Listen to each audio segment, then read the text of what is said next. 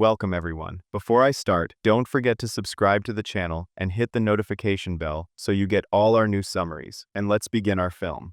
The movie begins in one of the dense forests of Africa. After a while, we get to know two forest rangers, one named Winston and his colleague Gabby, who were on a surveillance mission. They were riding a small boat, moving along the river, surrounded by the thick forest from all sides. Gabby was controlling a drone that was filming the area from above, when suddenly, she finds a strange boy hitting that drone, and the signal cuts off. Gabby insists that she must enter the forest to retrieve the device, even though Winston warns her, saying it's not safe and that they shouldn't cross the river and enter the forest because people disappear there. But Gabby responds, telling him they can't leave their trash in the forest. Winston is convinced by her words. After that, Gabby enters the forest alone, and Winston stays waiting in the boat. At the same time, we see the boy who appeared earlier, but this time with another man, carrying the ranger's drone. As soon as Gabby goes deeper into the forest, the two men take mud and smear it over the surveillance camera. Gabby notices the drone is gone, and is surprised she can't find it, even though she was sure it fell in that spot. She tries to use her phone, but there's no signal. Meanwhile, as the two men prepare some traps, Winston goes to check why he can't see anything on the camera. He discovers it's covered, which terrifies him. Clearly, these two men know all the secrets of this forest. They take a type of mushroom and extract a powder from it that spreads in the air. Now, Gabby is alone and lost. She tries to contact Winston, but Winston is no longer in the boat. She looks at the map to find her way and feels as though something is watching her. She begins to sense hostility in the place, and when she looks again toward that thing, the creature has already disappeared. Gabby starts hearing many sounds coming from the forest, so she decides it's best to leave the area. But as she walks, she unknowingly heads toward the trap set for her. While walking, she doesn't notice the rope on the ground and steps on it, triggering the trap that pierces her leg. She screams in pain. Gabby quickly gets up and tries to use the radio to call Winston for help. As she does this, something rushes past her side rapidly, leaving her with no choice but to try to escape the area by any means. She manages to remove the wooden stake from her leg and continues walking until she sees a strong red light coming from deep within the forest. At this moment, Winston is searching for his colleague from the boat, and the red light grows so intense that day turns into night. Winston decides to get off the boat and search for her in the forest. We see Gabby standing face to face with this red light. For a moment, she appears as if magnetically entranced. Winston calls out to his colleague, but suddenly, he hears the strange sound echoing throughout the forest. Overcome with fear, he loses his balance and falls into the swamp water. While the sounds persist, Winston spots something behind a tree and thinks it's Gabby, so he runs after it. However, we see that Gabby has actually reached the two men's hut. She approaches, knocks on the door, and asks if anyone is inside. Of course, there is no reply, so she decides to enter the house and finds many things. Since she's injured, she decides to use the place to rest and treat the wound on her leg. Winston finally manages to get out of the swamp water, but the creature is already close to him. It starts making frightening sounds that scare him, making him run in terror. At the same time, Gabby is sleeping in the hut and has a nightmare where she sees herself vomiting something strange, which leaves her very confused. She wakes up immediately and is surprised to find the two men standing in front of her. The man quickly approaches Gabby, threatens her with a knife to her neck, and asks, "Who sent you?" Gabby explains that she was only there to retrieve her drone and that she had fallen into a trap. The man looks at her leg and tells her she ruined their trap. Returning to Winston, he is terrified, hiding behind a tree and trying to convince himself that none of this is real. But unfortunately, something starts approaching him, and when he turns to look, he is shocked to see a humanoid creature walking on its hands and feet. Without thinking for a moment, he starts running.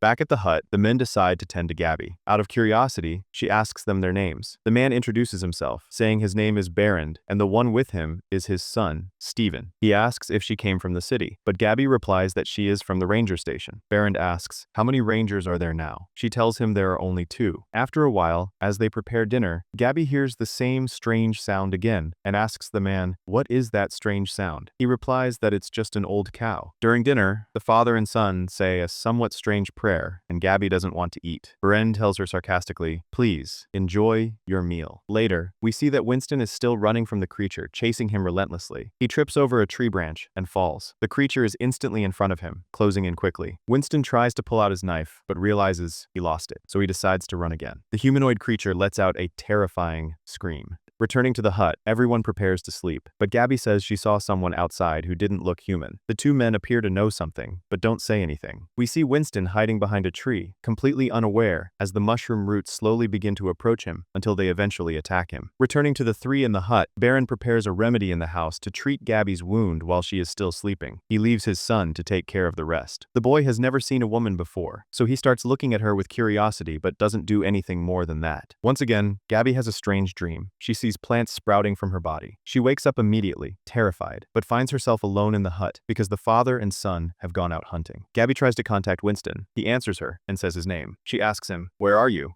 But from his responses, it's clear he is confused and saying strange things, which makes Gabby worry even more. While Gabby lights a fire to warm herself, Berend is out hunting with his son and successfully kills a wild boar. As he approaches the prey, he smears some of the animal's blood on his son's face and asks Mother Nature to forgive him for what he has done. While they are performing their strange rituals, they smell smoke, the reason being that Gabby lit some wood, so someone could find her by the smoke. Berend enters the hut, angry, and tells her it is forbidden to light a fire during the day. Gabby replies that she did it so her colleague could find her from the smoke. He tells her he would have found her without the smoke because they have radios to communicate with each other. She tells him she is worried about her friend because she heard strange sounds earlier, but he ignores her and says he will return her later. At night, Berend continues treating Gabby's wound. She tries to contact Winston, but there is no response. Gabby gives up and starts talking to Berend, telling him that his son should be studying and not living in the forest. Berend replies, saying his son is learning everything he needs. Gabby also asks him about his mother. The man tells her he lost his wife to bone cancer and that it has been 13 years. Gabby says she is sorry for his loss, but he simply comments, "That's life." She then asks him what he did before coming here. He tells her he was a scientist and a plant pathologist, and after his wife, Lily, left him, everything changed. His wife was a chemical engineer. Stephen approaches Gabby to give her a necklace, and Berend tells her it's a gift so she remembers them. Gabby thanks him, but finds everything very strange. Now we see Winston's corpse covered with some mushrooms and plants, exactly like the dream Gabby had. In the hut, Gabby dreams the same dream again, but this time, the plant begins to enter her mouth. Berend quickly wakes her up, but covers her mouth because the entity is hovering around the hut. Stephen grabs his bow as the creature tries to enter. Berend asks Gabby, "Will you be able to stay calm?"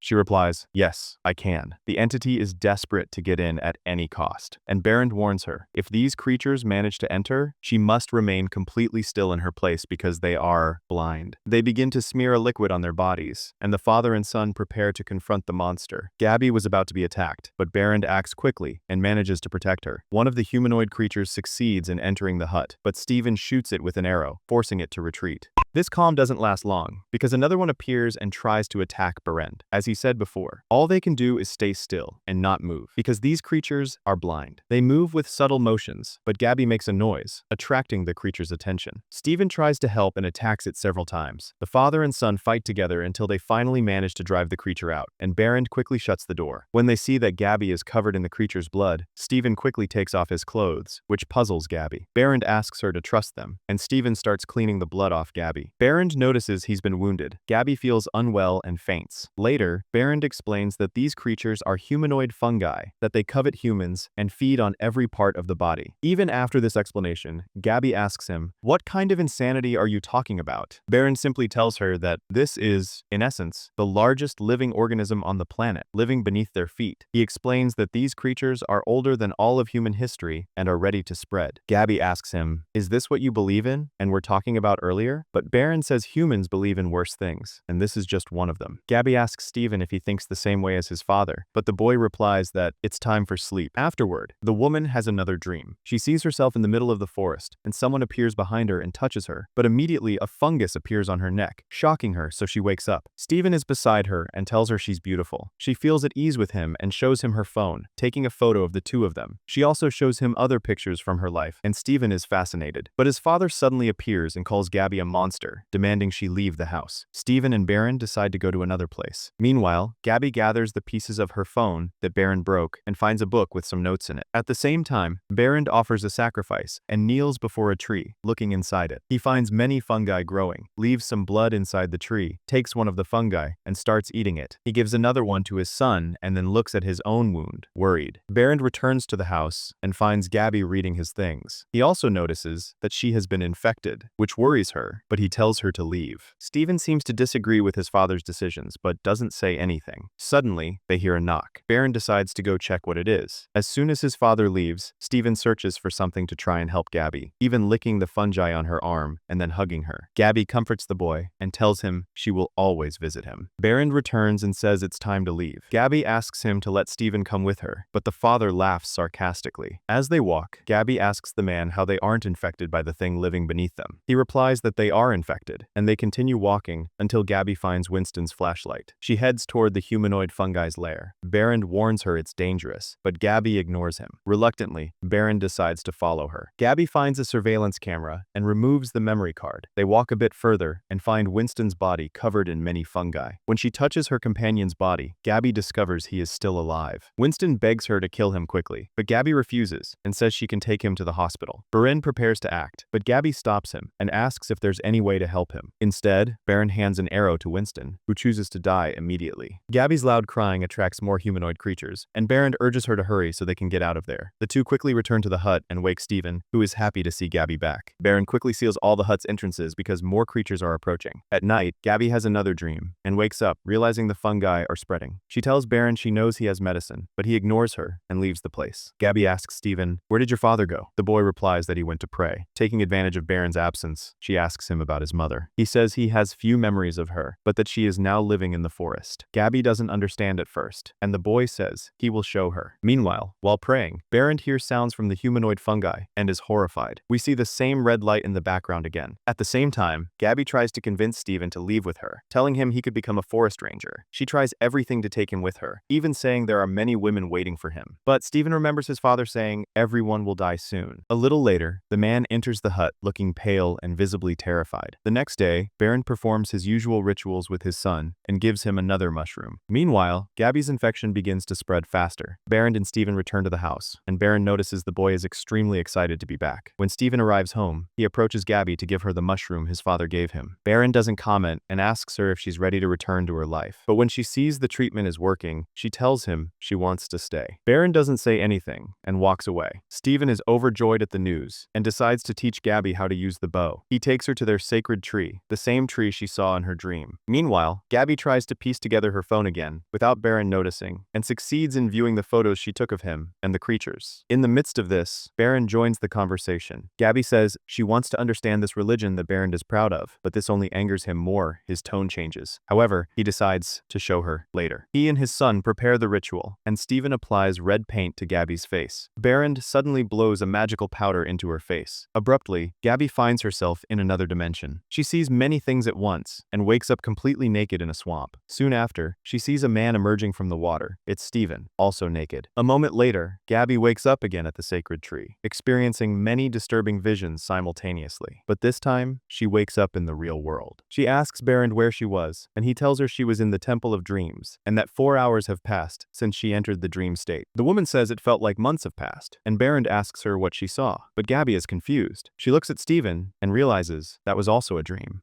Baron asks her the same question he asked in the dream. He wants to know what it wants. It is revealed that the monster wants to harvest the life of Baron's son, but the man lacks the courage to do that to his own son. Gabby and Steven grow closer than ever before. They laugh together, while Baron keeps thinking about what he will do about the demand placed upon him. At night, Baron decides to go out to pray, and Gabby and Steven try to escape, but they encounter Baron again on their way. Baron tells his son he doesn't understand why he wants to leave when he has always protected him. Gabby pulls out a knife, trying to stop Baron, but he continues walking. Baron says she will take Steven to live a life of slavery in the city, but Gabby responds, telling him he is just a madman. She says she managed to take Baron's book and will expose him to the whole world. But as they are about to leave, Baron tells his son there is nothing left to discover in this world. He says to Steven, "If you leave me now, your mother's sacrifice would have been in vain." But Gabby says he's the one who killed his wife. Baron replies that she chose to die here, and he reminds his son of their great journey, the pilgrimage they made together. The boy gives up the idea of escaping with Gabby and returns to his father, while Gabby decides to leave. The two of them remain in the hut, but halfway, Gabby feels something strange and decides to go back to observe them from a distance. Steven asks, "Where are we going?" Baron replies that they are going to make a sacrifice, and he seems affected by what he's about to do. Gabby returns to the hut and takes a bow. The father and son walk toward the sacred tree. Steven still doesn't understand because he doesn't see any offerings with them, but his father says their God will provide them with offerings, so they continue on their way. Later, as Gabby tries to save Steven, she encounters a humanoid fungus and hides behind a tree. Back with Baron, he explains the truth to his son, telling him that the God has chosen him. The preparations begin. Baron hits his son in the back, and Gabby tries to escape from the humanoid creatures, succeeding in striking one of them. After understanding his father's plan, the boy tries to fight his fate, but the tree begins to grab him. Baron prepares to kill him, and just as he is about to kill his son, Gabby appears to help. However, the tree branches quickly grab her and trap her. Fortunately, she manages to free herself and shoots an arrow at Baron, but its effect is very weak. He attacks her quickly, and Steven runs to help her, but Gabby faints and falls to the ground. A humanoid fungus gets very close to her. Steven runs to help his beloved, fighting the monster. Baron drags Gabby by her hair toward the tree. Steven succeeds in defeating the creature, and just as Baron is about to kill Gabby, Steven saves her at the last moment by stabbing his father in the back. Baron falls to the ground and tries to manipulate his son, telling him it was just a test. But when Gabby sees another creature nearby, she urges Steven to flee and leave Baron to die. Afterward, the two return to the hut. While Gabby is taking a shower, she has another vision. The creature tries to communicate with her, but she wakes up. She takes Baron's book and begins reading it. Meanwhile, Baron fights to avoid turning into a humanoid fungus, trying every way to get the tree to give him another chance, but it's futile. In the end, he becomes infected without the mushroom that was protecting him. At the same time, Gabby, who is already infected, slowly dies without the mushroom to protect her.